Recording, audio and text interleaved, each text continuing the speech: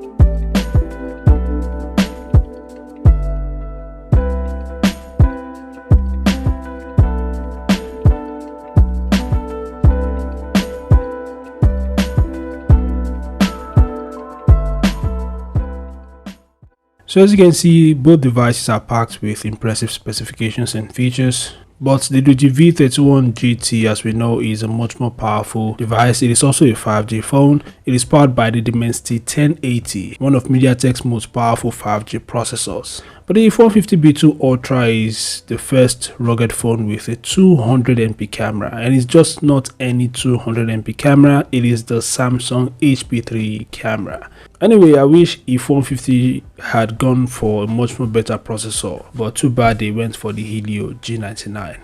So that's it guys, both devices are equipped with great specs and features. I'd like to hear your thoughts. Which of the two devices do you think packs the best specs in your opinion? Share your thoughts in the comment section below. Thanks for watching, subscribe to the channel, and I'll see you guys in the next update. Peace out.